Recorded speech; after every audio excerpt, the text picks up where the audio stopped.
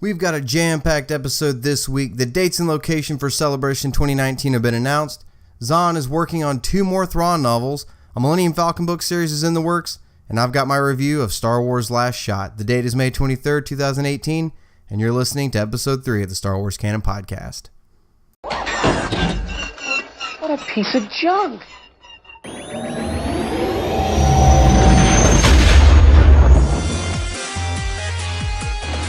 There were stories about what happened. It's true. All of it.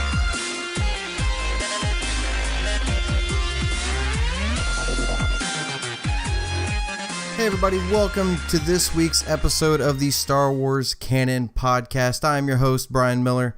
Chris Stolley couldn't join me this evening. He's feeling a little under the weather, a little bit of heat exhaustion. I told him not to stand on the corner as long as he did, but he did anyway. We're trying to make that money. No, I'm just kidding. I just like busting his balls. But no, Chris couldn't make it this week, so I told him to get better and I could handle it on my own. So it'll probably be a little bit of a shorter episode.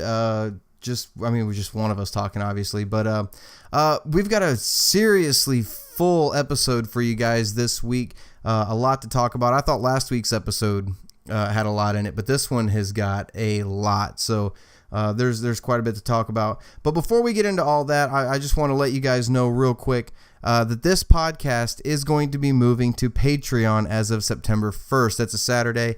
That podcast is going to be, this podcast is going to be exclusive to the patrons there. And guys, it's only $2 a month. We're doing 4 to 5 podcasts a month, about an hour and a half, 2 hours piece. So it's really not a whole lot. Definitely head on over there. We'd love any support you guys could send our way. And not only will you have access to the podcast, but we'll also send you an exclusive Star Wars Canon Library bookmark for all of those canon novels you guys are reading. So definitely make sure to head over there and check that out. We'll put the link in the description below. And also, while you're at it, make sure to visit our website. It is www.starwarscanonlibrary.com, and our Facebook page. Richard J is doing a hell of a job keeping up with the Facebook page over there. Make sure to give us a like and a follow there. Also, at the end of every month, not counting this month or next month, we do live Q&As on the Facebook page, and we usually give away something canon related. The next one we're doing is going to be the end of July, and we're going to be giving away a hardback copy of Thrawn Alliances. So definitely tune in for that. Make sure to follow the Facebook page so you guys know when that event is going on, and you'll be notified whenever it's time for that to roll around. So now that I got all of that out of the way, it's time to get into some Star Wars news. And there's a few things we could talk about this week. Obviously, the big story this week is Celebration 2019. The dates have been announced. Celebration's heading to Chicago. Kind of surprised that they picked Chicago of all places. But I'm definitely excited that they picked Chicago because that's actually somewhere I can go to. I live in Kansas, for those of you that don't know. So California, Florida, those are a little bit out of reach. England, that one was a little bit of a stretch. I wasn't gonna make that one. So Chicago, Illinois. The dates are April 11th through the 15th. Tickets go on sale at noon Central Standard Time on June 5th at www.starwarscelebration.com. Very, very excited about the lineup they're going to have this year. I'm excited to see what the lineup is going to be this year, especially considering this is going to be the celebration leading into Episode 9. This is going to be... that's going to be the celebration where we get, possibly our first trailer for Episode 9, anything like that. So I'm definitely excited about that. Kirsty and I are going to try to get 5-day passes. I've got some vacations saved up at work that I'm going to take. So we're going to see if we can't go. This will be the first time she and I have ever been to anything like this. And I told her Star Wars Celebration is like my mecca. I have to go at some point. My dream, I'm going to literally die if I ever meet Mark Hamill. I've always wanted to meet the big three, Mark Hamill, Carrie Fisher, and Harrison Ford. And, obviously, sadly, I can't, that dream will never be fulfilled now. So if I ever get to meet Harrison Ford, it's going to be at a celebration probably. So I'm very, very excited, and I can't wait. So more details to come on that. Not a whole lot of information has really been released as far as that's concerned yet. Mainly, it was just the dates and when the tickets are going on sale and the location. So definitely cannot wait for that. And guys, it'll be here before you know it. It will seriously be here before you know it. Time is flying ever faster. But moving on from Celebration, this is something that kind of caught me off guard. I actually just saw this while I was preparing for this podcast, and it's this. Timothy Zahn has kind of officially announced that he's working on 2 more Thrawn novels after Thrawn Alliances. We still don't know exactly where Thrawn Alliances is going to take place. I can't wait to get my hands on that book. I really did like the first Thrawn novel, and I can't wait to see to read this next one. It's going to be Thrawn and Vader together, so I'm kind of wondering how they're going to do that, considering, you know, the first Thrawn novel pretty much led up to the events of Rebels, where he's introduced in Rebels. So, and, you know, spoiler alert, we know how the Rebels series ended. So, but that has a lot to do with why we're not getting these Thrawn novels just yet. Timothy Zahn was at Comic-Con Revolution in Ontario, Canada, and he explained that he's still writing, or he still plans on writing 2 more books in the Thrawn saga after Thrawn Alliances comes out. The next 2 stories are apparently set somewhere between when we see him disappear at the end of Rebels and during that time where we still don't have a lot of information between Return of the Jedi and The Force Awakens. So I'm really excited to see how that's going to go down. And the reason he can't release them yet, apparently Lucasfilm Story Group won't let him start writing them until episode 9 is released. So in my eyes, personally, that confirms that Thrawn is going to be around during the Rise of the First Order. I've been saying it from the get-go. I truly believe he had a lot to do with the formation of the First Order, even though we haven't seen anything based on that yet. I'm sure, I guarantee you it's going to pop up that he had something to do with the formation of the First Order, and I think we're going to get that in probably the second one of of these 2 novels. But it also tells me that the first novel is probably going to focus on what happened with him and Ezra. Spoiler alert for those of you who haven't finished Rebels. They shot off into hyperspace on the Chimera about halfway through that final episode, and that was all there was to it. So I'm really excited to see how that's going to go down. And obviously, we're not going to be getting those novels until 2020. Probably this time, about 2 years until we actually find out what happened with Thrawn and Ezra. So you better buckle up. You better stop asking questions now, because you're going to drive yourself crazy leading up to this. We have 2 years to wait now to know what happened. I'm calling it right now. But another thing this tells me is that after episode 9 is released, the story group has plans to release a lot of material in between episodes 6 and 7. If he's not going to be able to tell that story until after 9 comes out, I feel like there's going to be something in 9 that is going to have to do with that. And then once that comes out, that's when we're going to get all the information about what Luke was up to between those films. What the state of the galaxy, what was going on with Han and Leia a little more in depth, in addition to what we already know. What was going on with Thrawn, the formation of the first, all this other stuff. I think we're finally going to get it once episode 9 comes out. And think about it, guys. We are really not that far away from episode 9. We're really not. We're in May of 2018 right now. We have a year and a half. That seems like a long time. But like I said earlier, it's going to go fast. A year and a half is going to fly by. It is. Now, I will admit, it's going to feel a little weird this Christmas not getting a new Star Wars movie. That is going to feel a little weird, I admit.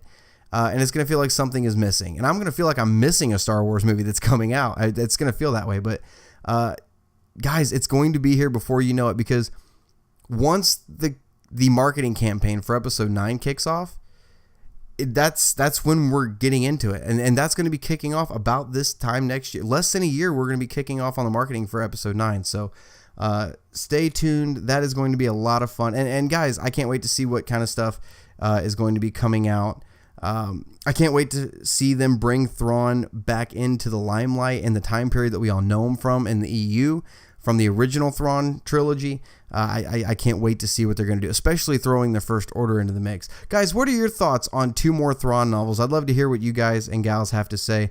Let me know in the comment section below how you think those 2 novels are going to work out. Where do you think they're going to take place exactly? What do you think we're going to see Thrawn go through? I'd love to hear you guys' thoughts on that. Also, coming in October, speaking of book news, we have a Millennium Falcon book series called Flight of the Falcon. It's being released by LucasFilm Publishing. The new books are set to take place in a bunch of different eras of Star Wars, including and centered around the ship that we all know and love, the Millennium Falcon. The press release from StarWars.com says, new Flight of the Falcon book series to debut this fall. Take a ride on the Millennium Falcon in a new series that connects all Star Wars eras for new adventures with Lando, Han, Hondo, and more. The series is debuting in October. It consists of books and comics. Each book is going to have a kind of roadmap, illustration in it that shows where the story takes place in the timeline, with whom in the story, everything like that, apparently. But Lucasfilm Publishing's creative director Michael Siglin said these tales take us from a time just before Solo: A Star Wars Story, when Lando and L3 had the Falcon, through the original trilogy and into the new trilogy, ending on the incredible world of Batuu. Now, for those of you that don't keep up with a whole lot of the news, Batuu is the planet that they're kind of teasing with the new Thrawn Alliances novel. It's the planet they're teasing in the new Disney World expansion, that big 33-acre thing they're building. So I'm kind of excited to see what is so special about this planet.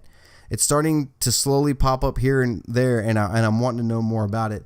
It says the book is going to be launched the series is going to be launched with a book called Star Wars Lando's Luck. It's going to be a middle grade novel, something probably along the lines of maybe Guardians of the Will. Maybe it'll be something like Rebel Rising or Ahsoka. I'm hoping it'll be something more like that. But also in this entire menagerie of material we're going to be getting out of just this series alone, it says there's going to be an installment from a new Star Wars Choose Your Destiny line. And it's going to be an open-ended Star Wars adventure. So we were kind of talking about this last week a little bit. We had a viewer write in asking if we'd ever have stories like this again, where you can make decisions and stuff like that. And I didn't know the details of this just yet. And apparently we are getting some of those. So how they're going to fall into canon, I'm not entirely sure yet, to be completely honest, because usually all this open-ended stuff, to me, it doesn't feel like canon. But I guess we'll see. It also says there's going to be a Luke and Leia adventure where the twins steal the Falcon for a top secret mission. Kind of interested in seeing how that goes down. And then in another novel called Star Wars Pirate's Price, the ship will be back in the hands of Han and Chewie, and the pair team up with one of the most nefarious and fan favorite smugglers in the galaxy, Hondo Anaka. The books are aimed at a middle grade readers ages 8 to 12. From what I've seen so far with novels and books and stuff like that are aimed towards that age group, they're still good Star Wars stories. The Guardians of the Will little book was aimed towards that demographic, and it was really good in my opinion. Rebel Rising was kind of in that area. Ahsoka was kind of in that area, and believe it or not, Lost Stars was actually in that category. So, and it's widely accepted as the best Star Wars novel to date, the canon novels to date. But I like seeing the name Hondo Anaka again. I cannot wait to see more Hondo. Me and Chris were talking about Hondo last week, how both of us love that character so much. I'm not a fan of how he's being handled in the comics and the Star Wars Adventures comics. But as far as Rebels is concerned and Clone Wars, one of my absolute favorites, bar none. Can't wait to see more of him, especially teaming up with Han and Chewie. That's going to be really interesting. So that series is set to debut in October. We'll try to keep track of it as best we can here at the Canon Library. Sounds like there's going to be a lot of stuff. But keep checking back on StarWarsCanonLibrary.com. We will get the exact dates and we'll get the cover art for you guys, and we'll keep it all in chronological order for you. So, and also, before we move on to upcoming canon, I wanted to talk a little bit about a novel I just finished, and you guys hopefully finished it also. At this point, I'm not going to talk any spoilers. I don't want to spoil anything in this book, but I'm going to be talking about Star Wars Last Shot. This is the novel that came out not too long ago, kind of leading into the Solo film. If they were doing the Journey to title, the banner at this point still, it would be Journey to Solo Star Wars Story, but they're not doing that for some reason with these standoffs. I wish to God they did, though. But anyway, Star Wars Last Shot. I want to talk about this book for a minute. It's a Del Rey novel. First off, it's written by Daniel Jose Older. And what's really interesting about just the physical appearance of this book, it's got a reversible dust cover on it, which I thought was really cool. The main cover is a kind of a reddish orange. It's Han silhouette with the Falcon as we know it. And then if you flip it inside out, it's kind of a yellowish and teal cover for Lando with the pristine Falcon on it. So depending on which way you prefer it, you can switch the dust cover around, which we've never seen that in a Star Wars book before. I thought that was really interesting. But anyway, that's not what I'm reviewing. I'm actually reviewing the book itself. The book itself takes place during 3 different time periods. Well, 4 different time periods if you want to count the villain. But it takes place over several different time periods for Han and Lando. There's present day, which in this book, present day, quote unquote, is considered 2 years after the Battle of Jakku. So there's some references to the Aftermath trilogy in this. There's even a character that pops up from the Aftermath trilogy. But that's considered present day in this book. And then the other 2 time periods are Lando 15 years before that and Han Solo 10 years before that. So both of those are still before the events of A New Hope. But the Lando one is obviously before the events of Solo: A Star Wars Story, and the Han time period, the 10 years, is after the events of Solo: A Star Wars Story. I mean, Han's got the Falcon at that point. He's with Chewie. So somewhere in between there, the events of Solo: A Star Wars Story takes place. And then, like I said, we have our present day story with Han and Lando 2 years after the Battle of Jakku. This book was written very well as far as Han and Lando are concerned. The dynamic of those characters was very, very well written. When I was reading Lando's dialogue during the present day stuff, I could hear Billy D. Williams.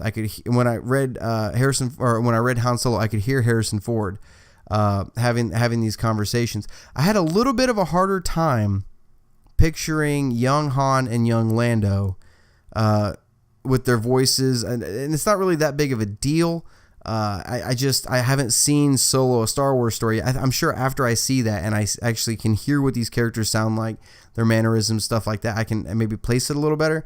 But the Han Solo part was actually closer, I think, to A New Hope than it was Solo: A Star Wars Story. So I was trying to picture, kind of a cross between Alden and Harrison, as far as looks go and stuff like that. But it's not really that big of a deal. It's just kind of harder to picture.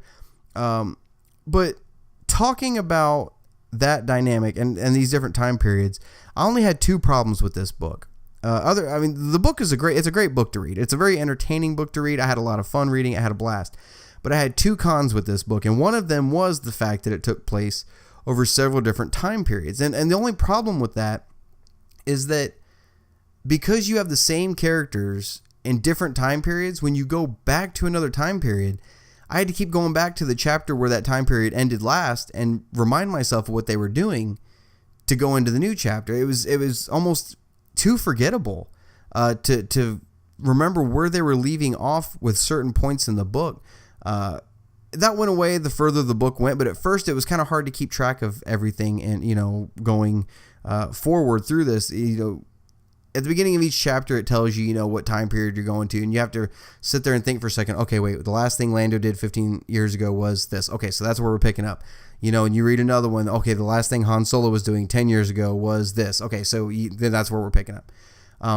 But if you guys don't have a hard time keeping track of stuff like that, you probably won't have that big of a problem with that. The other con I had with this book, and then I'll talk about the pros here in a minute. The other con I had with this book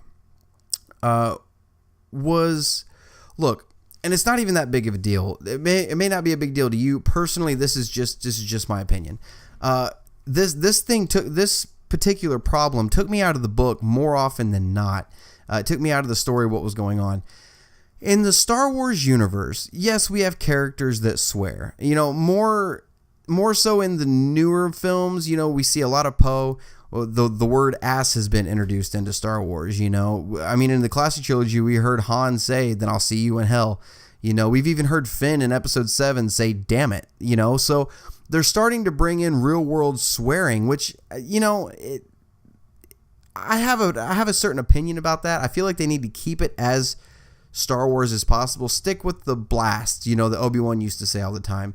Carabas, that Zeb says a lot. Stick with stuff like that is signature to Star Wars. There's no reason to start bringing stuff like, real world swearing into the Star Wars galaxy. Now,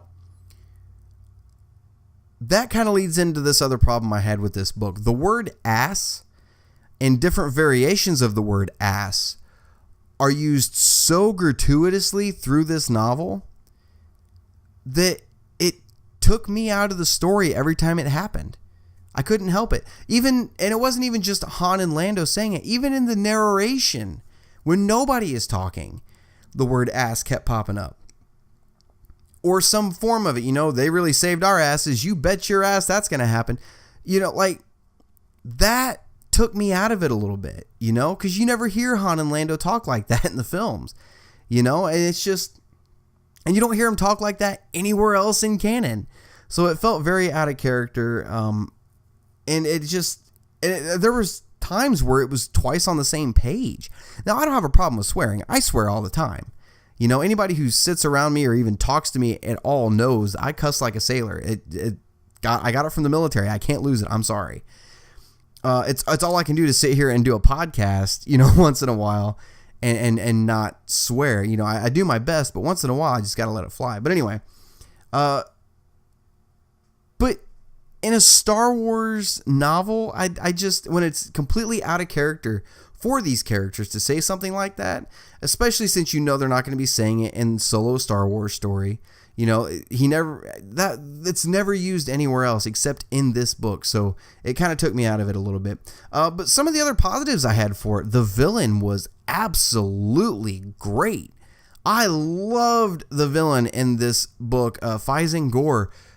He was from the planet Utapau, which is the planet from episode 3 that Obi-Wan killed Grievous on. Spoiler alert, if you haven't seen episode 3, you should have by now. But anyway, he's from that planet. He's a surgeon that's kind of into this grafting organic parts with droid parts, and that he thinks droids are going to be superior to humans, stuff like that. It's actually a really, really great villain. And when you in the novel, when you have one of his flashback scenes to him, when he actually becomes the quote unquote villain, when he actually finally turns to the villain, the story I was reading, the part where it happens was just, oh man, it was so cool to read. And I remember my jaw dropping at one point. It was just, oh my God. But it was great to actually see a villain like that, as complex as that, in a novel. I'd love to see them pop up in a film somewhere.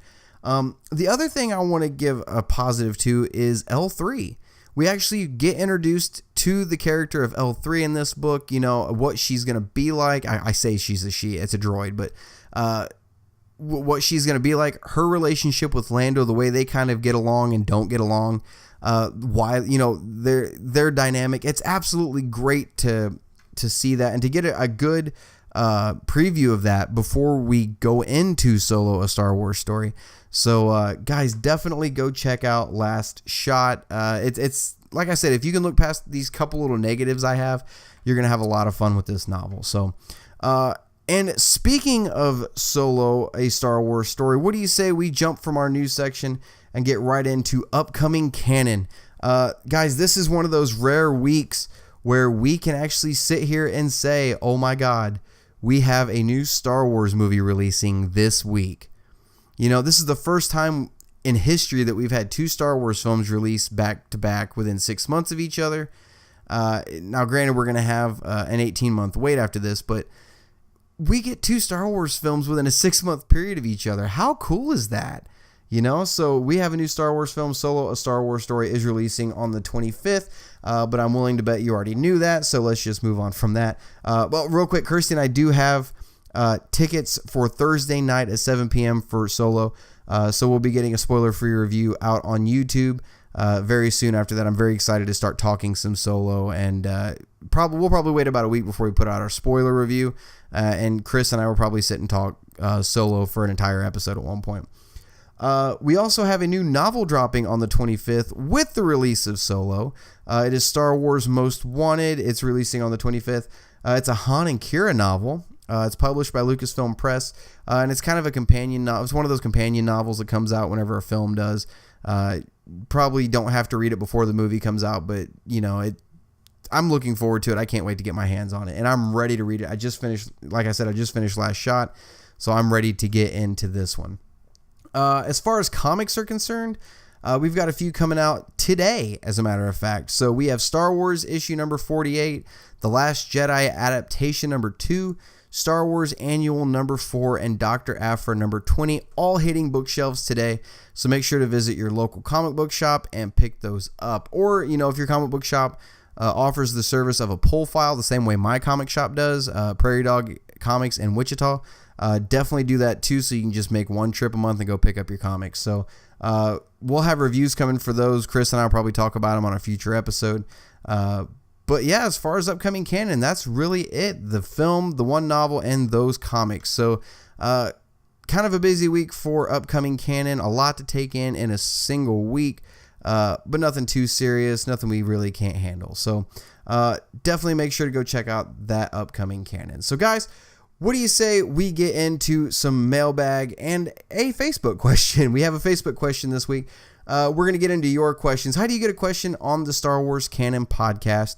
You can email it to us at starwarscanonlibrary@gmail.com. You can send it to us through the website, starwarscanonlibrary.com, or you can contact us through our Facebook page. The links to all of those can be found in the description box below. We'll go through, pick out a few, and try our best to answer it for you, to be completely honest. There's a couple questions once in a while we get it, and I don't have an answer for you. I just don't. So this week we've picked out a handful of questions. I think I've got 6 of them, to be honest. So let's just dive right into this and see if we can't get some answers for you guys. Question number 1 this week comes from Ryan Botkins. And Ryan says, why haven't we seen more classic aliens in the new films? Love your channel and the new format. Keep it up. Thanks, Ryan. I appreciate it. That's an excellent question. Why haven't we seen more classic aliens in the new films? Now, the simple answer to that would probably be this. They're trying to expand the universe. They're trying to introduce more species, more, aliens into it, different planets that we're discovering now. But you're right. Why aren't they releasing these old alien species in these new films? I mean, we go to some place in episode 7, like Maz Kanata's palace. We go somewhere in episode 8, like, Canto Bight. Rogue One, we're on, Jeddah. We don't see any species that we already know. We don't see any Twi'leks. We don't see, any Quarren. We don't see any Duros. Where are these species at? Where are the Weequay at? Where are all of these species at? That's an excellent question. And I feel like, let's say, for instance, episode 7 comes out, right? And we go to Maz's castle. Had we seen some of those classic aliens, I think it would have fit and it would have felt more. I mean, it felt like Star Wars personally to me. But I think it would have felt like Star Wars to more and more people had those species been there. Now, granted, we've seen, Duros pop up in Battlefront. We've had the one Duros character, his name is escaping me at this point. I think it was Uncle something, Shriv or something like that. I know it wasn't Sheev, that's Palpatine, but I think it was like Uncle Shriv or something like that. Had a great dynamic with Lando, absolutely hilarious. And really, that's about it as far as alien species go. I wouldn't mind seeing more Celestins. I wouldn't mind seeing. I mean, what else is there as far as species? Because I want to see more of them. Even more Zabraks would be great. That would be really cool. But we don't see a whole lot of that, and that's a great question. Why don't we see more of it? You know, even in episode 8, we didn't see anything like that. So once episode 9 rolls around, I'm really hoping we're going to see more of those. Even Rogue One didn't have anything that I mean, off the top of my head, that really was from the classic trilogy. You know, and Solo probably won't either. You know, I love these new films that are coming out, but you are right about that. That is one thing I wish to God they would do. We probably won't see any classic aliens in Solo. You know, hopefully we will in 9. I'm hoping that's something that Lucasfilm takes and says, oh crap, we need to do this to make it feel like Star Wars. But the thing is, at this point, I almost feel like if they started doing it, you'd have to do it gradually at this point now. You know, sprinkle one in here and there. At this point, it's going to almost feel jarring if you just instantly go back to just all classic aliens.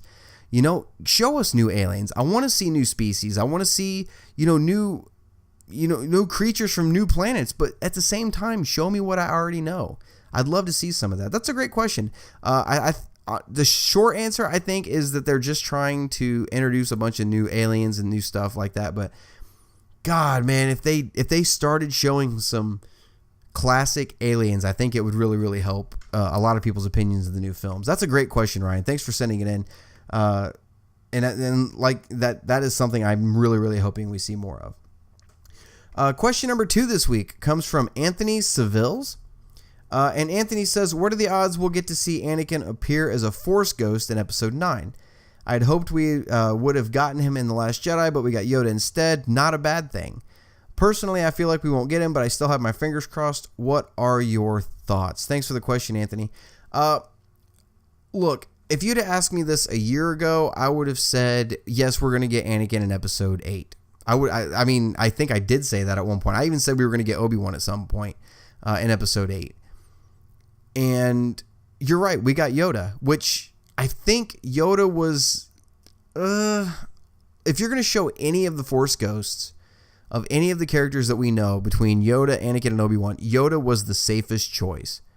Yoda was the safe choice. It really was. And to this day, I watched The Last Jedi and I want to cry when I see that Yoda scene pop up. I absolutely adore that scene. Had it been Anakin, I would have been robbed of that. I mean, it would have still been cool to see Anakin on screen again. It would have been cool to see Obi-Wan on screen again.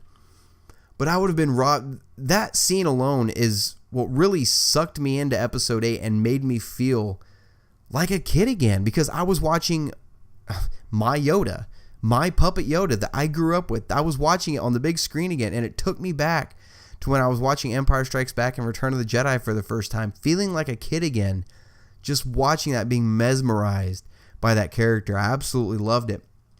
But as far as Anakin goes, there's 2 ways you could go about this. One, it almost feels like if you showed Anakin's Force Ghost in 9, it wouldn't be that big of a deal. This is just one route. Okay, this is just one outcome, I think. I don't think it'd be that big of a deal because we've already seen Yoda in 8. You know, that kind of nostalgia wouldn't be there. I don't feel like it would be. The shock value of seeing a Force Ghost from one of the previous trilogies would kind of be gone at this point. However, they did say that JJ is going to tie together all 3 trilogies with this film. He's going to tie together all 3 trilogies. That makes me believe on some level we almost have to have Force Ghost Anakin in episode 9. You know, I could see it both ends of the spectrum. You know, I could see it not making sense having Anakin in episode 9. And then turning around, I can see it making total and complete sense to have Anakin in episode 9. I think at this point, I would say the odds are pretty good we're going to get Anakin in episode 9. It's going to be one of those things where, you know, you don't expect him to pop up at first, and all of a sudden, boom, the scene happens, and there he is. And you're going to get cheers from him. Even though some people really didn't like his portrayal of Anakin Skywalker, he's going to get cheers. You know, there are people watching these new films that grew up with the prequels, and to them, he was a great Anakin Skywalker. You know? I would love to see what he can do, because I really thought he was going to be in episode 8. I wanted to see what Rian Johnson could do with Hayden Christensen. But now I want to see what JJ can do with him. I'm really, really interested in that. So at this point, I'm going to say,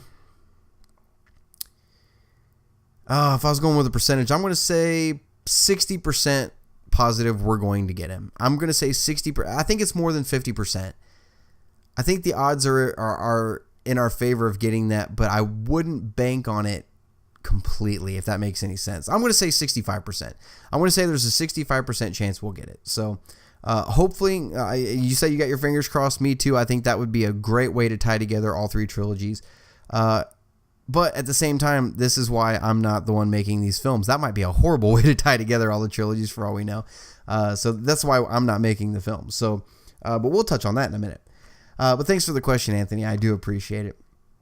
Question number 3 this week is a Facebook user, Jordan Adorno. I think I said your name right, brother. I really hope I said it. Guys, I'm really bad with names. I say that every episode. I'm hoping I get better at it as time goes, but I'm not counting on it. But Jordan wants to know, is Shadows of the Empire canon? The short answer to that is no. No, it's not canon. Not as of this moment. Had you asked me this, a couple months ago, I'd have said that no, it's never going to be canon. It's null and voided. However, my opinion on that has kind of changed. The Shadows of the Empire takes place between The Empire Strikes Back and Return of the Jedi, and focuses mainly on Leia and Lando trying to get Han back from Boba Fett, and Luke dealing with the fact that Vader told him he's his father, learning more of the Force, building his new lightsaber, stuff like that. And this new third party being introduced, Black Sun, with Prince Shizor, trying to capture Skywalker before Vader can because of some personal rivalry. But anyway, it's a great novel. It's one of my absolute favorite EU novels. It's up there. As a matter of fact, I think it was the first EU novel I ever read. And I got a copy of it around here somewhere, but I absolutely love that novel. As of now, it is not canon. The only other novel that takes place during that time period in canon is a short Leia novel called Moving Target. And it's actually a really good book. Moving Target was the first novel they released where they started to touch on the gray area that the Rebel Alliance was kind of dabbing into, to get certain things done. That was the first time we really saw that there really was no black and white. There was this seriously moral gray area. So, but it's mainly a Leia novel. I don't want to ruin anything about that novel. I'll say this much about it. It follows Leia while she's trying to use civilians as a decoy to keep the Empire away from the Rebel fleet massing to attack the second Death Star. That's essentially what that novel is. Now, with Shadows of the Empire, a couple months ago, I'd have said, no, there's no way, because that's the only novel that takes place in that time period right there. And that's it. However, my opinion on that has changed a bit. After talking to some people, I think Chris Stolley kind of talked to me about this. Richard J., I think, mentioned it at one point. I think he did. That novel, if they were to make it canon today, it would still fit as long as it went before Moving Target. As long as it went between Empire Strikes Back and Moving Target, it would still make sense to a degree. Yeah, you might have to tweak a few things here and there, depending on, what the story group wants to do with how Luke was handling the revelation with Vader. Because really, we don't have any material there during that time period. We have that one book, and it's a year. It covers a year. There's a year in between those films.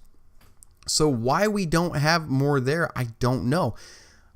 I would almost, a year ago, I would have said I would have loved to have seen a film set there somewhere, telling a story. But now I'm kind of off of that bandwagon.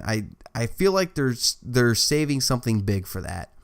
I really feel like that's the only era between films. I mean, but other than Return of the Jedi and Force Awakens, which that one's kind of obvious why we don't have a lot there. But that's really the only era we don't have anything happening. Now, the Star Wars comics are going to go on forever. So they could make a liar out of me. And as soon as I get past Empire Strikes Back, have, 50 issues of Star Wars comics happen between, Empire and Jedi. That could happen. But But as of now, I know that was kind of a long answer, but no, Shadows of the Empire is not canon as of now. However, the more and more I think about it, the more I realize it possibly could fit there as canon. It's just the odds of that are so slim to none that they would do something like that.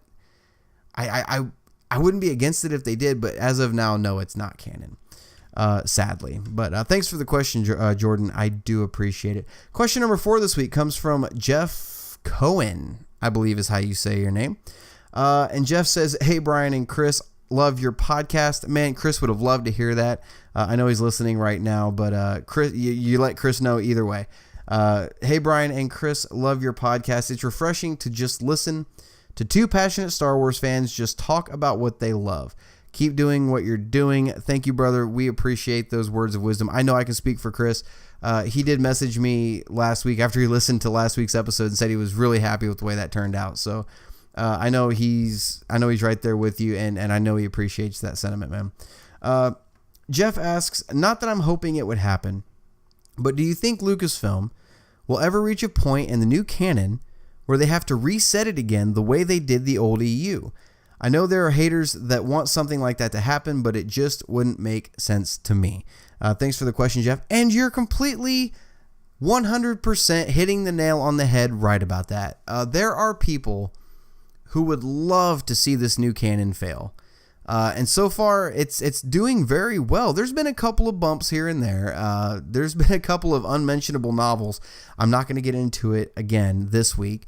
But there are a couple of novels that aren't that great. There's some comic series that aren't that great. There's been a couple of things where you're just like, nah, it doesn't really fit in the new canon that great. However, the new canon has done very well. Now, you have to keep in mind this also. The old EU was never considered canon. You're going to have fanboys argue you up and down that it was. It never was considered canon. I wrote an article for the Canon Library not too long ago. You can find it at the StarWarsCanonLibrary.com. That it was simply titled "Why Star Wars Needed a Canon, a Cohesive Canon," and I remember sharing it to a certain Facebook page. I won't say the name of it, but it got attacked, and the page ended up taking the article down because people were getting so ticked off at what was said in the article. And that wasn't my intent. It was just everything in the article was civil and it was true, and they said it was a very biased article. It really wasn't. It was based on facts. So the old EU was never considered canon. There's even a quote from George Lucas saying he never considered any of that canon. He never did. I don't know why everybody wants to argue balls to bone that it was. And that it was this great gem of a collection of books. The EU had more crap in it than the new canon does so far. If you ask Chris Stolley, Rogue Planet, not a great novel, not great at all. I personally liked Darksaber, but I know the vast majority of people did not like Darksaber. There's several books in the EU that were just utter, complete garbage. And none of it was canon to begin with. And none of it even was really cohesive with each other. We'd have a character die at one point, and then 3 books later, 10 years down the road, that character's in that book also. None of it made any sense. But the fact that they got rid of the old EU was honestly the best thing to do, because Disney bought Star Wars, face it, to make money. That's what they bought it for. They did it to milk it for all it's worth. Star Wars is a household name. It's a brand name that they know sells. No matter what, it's going to sell. They bought it to make money. It is a business. All right.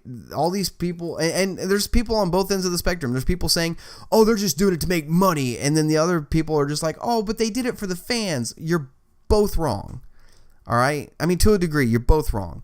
Star Wars doesn't do anything for the fans. Yes, they do think. Okay, look. There's a fine line you have to walk here, all right? And just if you're on either end of that spectrum, hear me out for a minute, because I'm going to explain why I feel this way. Just give me like 5 minutes to explain this, and it'll make complete sense.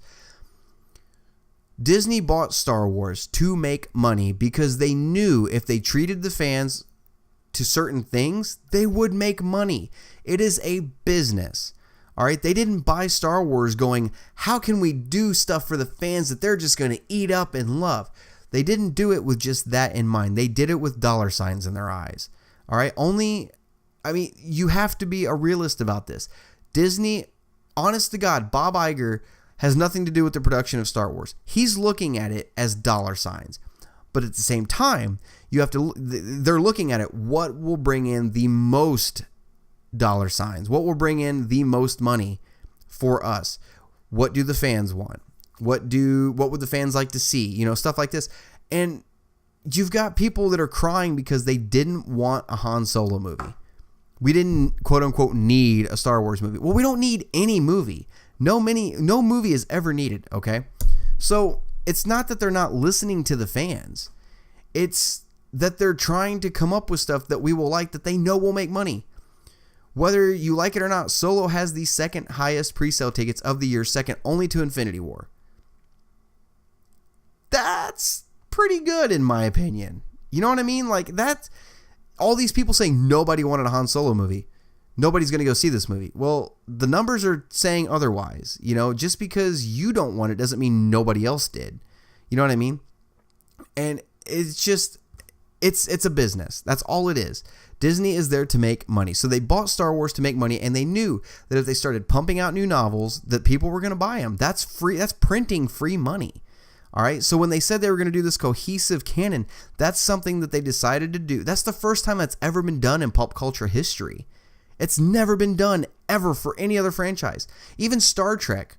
All right. I'm not comparing Star Wars to Star Trek because there is no comparison. Yes, I like both, but Star Wars is obviously got the meat of the story. Star Trek, even their canon, their novels were never canon. Just the TV shows and the films. That's all that was canon. I'm sorry, that's the way the old Star Wars EU was. Now, Star Wars is the only franchise in history that everything is canon. The MCU can't even say that. The Marvel Cinematic Universe can't even say all of their stuff is canon. Because Agents of S.H.I.E.L.D. is not, the TV show, the producers of the TV show of Agents of S.H.I.E.L.D. think they're a spinoff of the Marvel Cinematic Universe, and they mimic what happens in the movies. But the movies act like the TV show doesn't even exist. So that's not even canon, So Star Wars is the only one that has this. And that's something, that's a marketing ploy, saying we're the first franchise to ever do something like this. And so far it's working. Everything connects back somehow. It's great to see that, So do I think they're going to reach a point where they end up resetting it? I don't think so. Since they're pouring their heart and soul into this, and not only, look, if they were only connecting the books with the books and the comics with the comics and the comics with the books and the books with the comics, and they weren't touching the films at all, I could say, yeah, there's probably going to be a reset point at some point in the future. But they're tying it in with the movies. They're tying the movies in with the books. You can't go back and say, oh, just those 6. Oh, I'm sorry. You can't have, like, let's say in the future, by the time we get to this point, like, you can't say we have 22 Star Wars films, but only 16 of them are canon, the other ones aren't. That's going to be confusing as hell to general movie-going audiences. That's going to be confusing as shit. It just is. The fact that everything is going to come back and connect. And you may laugh at me saying 16 Star Wars movies. We're going to have a hell of a lot more than that in just a few years. We've got 9 films in the works right this moment. That's counting Solo. As of right now, we have 9 Star Wars films in the works. We have Solo, Episode 9, probably going to be Obi-Wan. That's 3 right there. You've got Rian Johnson's trilogy. Whether you loved it or hate it, he's still getting his trilogy. You've got at least 4 films coming from Benioff and Weiss. It's a series of films. At least 4, probably going to be 5 or 6. But that, at bare minimum, that's... how many is it? I just lost count talking about that. You got Solo, Obi-Wan, Episode 9, and then you've got Rian Johnson's trilogy, and then those 4. That's 10 films. 9 if you're not counting Solo. That's 10 Star Wars films coming out that we know are coming. Not to mention a live-action TV show, which will tie into the new canon. We have a new animated show, which will tie into the new canon. So with all this other stuff tying in, I don't think we're ever going to hit a point where the new canon goes away. I think it's here to stay. I really do. At some point, somewhere way in the future, Star Wars may get to a point where it doesn't make money anymore. And Disney may stop it and stop making stuff and then wait for a while, probably quite a while. And guys, I hate to say it, but you know, if the world's still here in 75, 80 years, there's a really good possibility that your great grandkids, great grandkids are going to see a reboot of the original Star Wars films. I hate to say it, but that's going to happen because it is a business. At some point, you're going to have to do that to make it relatable to other generations, you know? So keep that in mind. As of now, at least I won't live to see that. I hope I don't live to see that. But no, I don't think this new canon is going anywhere. I think it's here to stay. And if anything, they're getting better and better at weaving everything together. At first, it was a little rocky. You know, I don't know how these choose your own destiny stories are going to go that are supposed to be canon. I don't know how those are going to go, but I guess we'll see. But yeah, I don't think the new canon is going away anytime soon. Thanks for the question, Jeff. Question number 5 this week comes from Clint Bauer. I think I said your last name right. And Clint Bauer says, if Lucasfilm were to come to you right now and task you with making a Star Wars movie based on one of the canon novels, what would it be? I would want to make a movie based on Phasma. She is one of my favorite characters, seriously underused, and feel like she needs more screen time. Hope to hear an answer from you, big fan. Thanks for the question, Clint. See, personally, I don't know if I would go with Phasma. That wasn't a book that I was really head over heels for, but if I had to make a film based off of any novel, oh God, I'm going to say, look, the only reason I'm going to say this is because of the way I would want to make the movie, not because of what it's about. And not because it's, I mean, you guys are already going to know what I'm going to talk about as soon as I say this, but not because it's my favorite canon novel ever. I'm going to say Lost Stars, because with Lost Stars, you would have an opportunity to do something extremely special for Star Wars fans in a way that would be completely unprecedented nowadays in modern times. I would do Lost Stars simply because that book it starts before the classic trilogy, weaves itself in and out of the classic trilogy so beautifully, and beyond, it goes up to the Battle of Jakku. So with Lost Stars, you could do a film series, a trilogy even, and you could show these classic scenes again from another point of view from the classic trilogy. You know, these might be, you know, slight spoilers if you haven't read Lost Stars. You know, the scene where one of the main characters in the novel is one of the Imperials who deactivated the hyperdrive on the Millennium Falcon on Bespin. That's an opportunity to go back and revisit Bespin and utilize old style filming techniques to make it feel like it fits in with the classic trilogy. Use models, use matte paintings. Don't use so much damn CGI. You know what I mean? Make it feel like it actually fits in with that trilogy. Even, you know, the TIE fighter chase through the asteroid field in Empire Strikes Back when they're chasing the Falcon.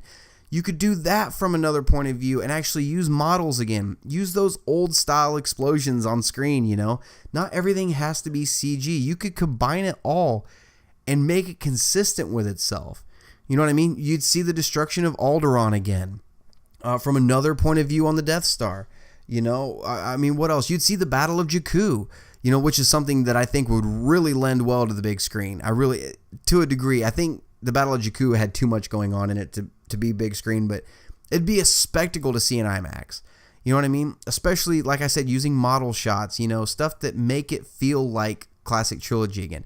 Now, I know you can do CG models. You know, we saw it in Rogue One. We're going to probably see it in Solo of, you know, Star Destroyers that are so lifelike they look like models. Screw that. Go back to actual models. You know, actually hire some model makers, some prop builders. Do these old blue and green screen shots, you know, these matte paintings. I'd love to go back to do that kind of thing. And that's why I say Lost Stars. That's an opportunity to do something that would be so special. It'd cost a ton of money for Disney and Lucasfilm to make something like that. But God, it would pay off in the long run. I truly, truly believe that. Guys, let me know in the comment section below, what novels or comic books or anything from the new canon would you like to see made into a film adaptation? I'd love to hear your guys' thoughts. And the last question this week before we sign off for this particular episode, comes from Daniel Boyer. I think I said that last name right also. And Daniel says, since we're only about a week away from Solo, actually tomorrow night now, do you have any final predictions about the film? Anything you want to see or hope we get to see pop up in the film? Love to hear your thoughts. May the Force be with you. Thanks for the question, Daniel. There's a couple things I wouldn't mind seeing. One in particular, I still truly believe we're going to see Jabba the Hutt in some form or fashion in this film. I truly do. And the reason, and look, there's some evidence that leans towards that at this point. We know the deal between Han and Jabba, why he had the bounty on his head. We know why, because Han dumped spice, that was Jabba's. Went back to find it later, couldn't find it. We know that is still canon. We know Han was talking to Jabba about that. And if you look at some of the toys of the Falcon for Solo, that little shuttle that comes off the front of the ship, has got a spot where you can put those spice canisters in it and launch it off. So I think we're definitely going to see Jabba the Hutt pop up in this film. We're going to see, obviously, the Kessel Run. That's no surprise. But I think we're going to see him lose that spice. We're going to see him get boarded by the Imperials, that he was talking about with Greedo in A New Hope.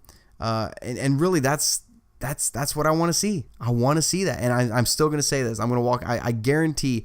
I don't want to say I guarantee. I hope beyond hope I walk out of the theater and believe that Alden Ehrenreich is Han Solo. I really, really hope I do. So, really, that's the only predictions I have for the film. I don't want to speculate about it too much because if it doesn't happen, I don't want to turn into one of these guys that gets pissed off and hates the film because everything I wanted to happen in the film didn't happen. So I'm going to cut it short at those. So guys, that is going to do it for this week's episode of the Star Wars Canon Podcast. Thank you guys so much for tuning in. Hopefully next week, Christopher Stolle will be feeling a little better and will be able to join me and we'll be able to talk some Solo with you guys. We'll have seen the film at that point. Guys, make sure to check out the website. It is www.starwarscanonlibrary.com. Visit the Facebook page. Give us a like and a thumbs up there and a follow. Make sure to visit our Patreon page. Guys, thank you so much for tuning in. If you guys like this podcast, make sure to hit that thumbs up button. If you really like to hit that subscribe button. Can't wait to talk more Star Wars with you guys. And until next time, this is Brian signing off. May the Force be with you and have a good evening.